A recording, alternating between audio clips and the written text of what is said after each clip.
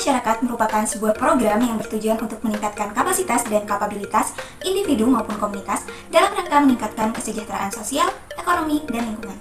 Pemberdayaan masyarakat sendiri adalah sebuah proses membangun masyarakat melalui pengembangan kemampuan yang melibatkan berbagai upaya seperti pelatihan keterampilan, akses terhadap sumber daya, serta partisipasi aktif masyarakat dalam proses pengambilan keputusan. Saat ini banyak sekali dilaksanakannya program pemberdayaan masyarakat dengan harapan nantinya dapat memberikan kemajuan dan dampak positif bagi kehidupan masyarakat. Salah satu program pemberdayaan masyarakat khususnya di bidang pertanian adalah program Kampung Flori. Program Kampung Flori merupakan salah satu upaya pemerintah dalam pengembangan sektor hortikultura, khususnya florikultura.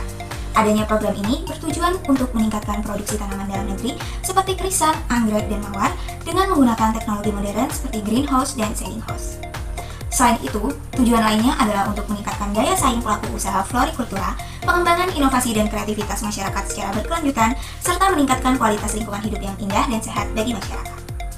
Berdasarkan informasi dari laman Ditjen Kementan 2023, Direktorat Jenderal Hortikultura telah membangun 181 kampung flori di wilayah sentra produksi dan pengembangan tanaman hias Indonesia.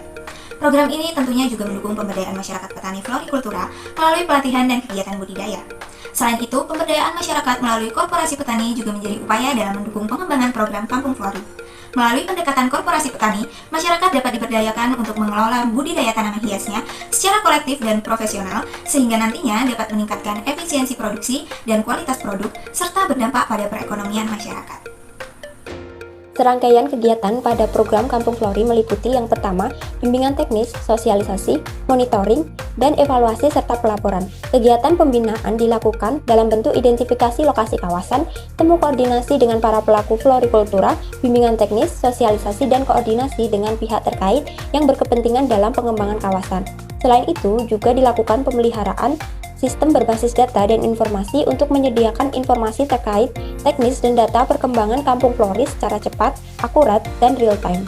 Kedua yaitu peraturan, norma, dan pedoman. Pedoman tersebut berupa informasi teknis yang dijadikan sebagai acuan bagi petani dalam meningkatkan pemahaman terkait teknis budidaya tanaman, manajemen produksi, serta kebijakan florikultura. Ketiga yaitu pengembangan kawasan. Pengembangan kawasan florikultura dilakukan melalui pengembangan kawasan baru maupun kawasan yang sudah ada sehingga dapat dilakukan secara berkelanjutan. Keempat yaitu sarana dan prasarana budidaya florikultura. Sarana dan prasarana dapat berupa greenhouse, shading house, paranet, pupuk, obat-obatan, media tanam, dan lain sebagainya. Salah satu contoh realisasi program Kampung Flori terdapat pada Java Aglonema di Yogyakarta. Awal mulanya, Java Aglonema dimulai dari terbentuknya Krokot Nursery yang telah merintis budidaya tanaman hias sejak tahun 2004 dan memfokuskan diri pada Aglonema pada tahun 2016. Nah, kesuksesan usaha ini memotivasi 11 karyawan Krokot Nursery untuk merintis usaha mandiri. Dan pada tahun 2021, kemudian mendorong terbentuknya suatu kelompok tani Java yang bernama Java Aglonema. Nah, pada tanggal 12 Februari tahun 2021.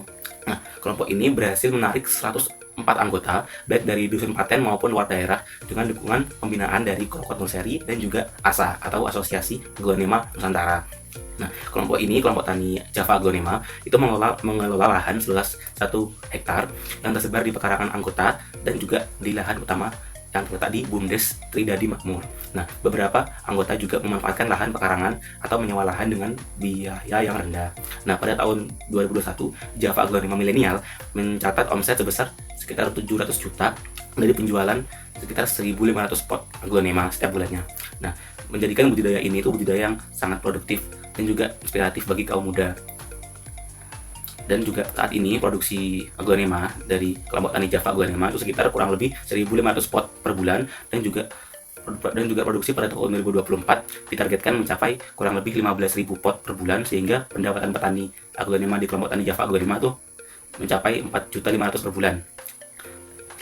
Selain itu masyarakat Tridadi juga mempunyai target, yaitu menjadikan dusun paten sebagai kampung wisata aglonema terbesar di Indonesia.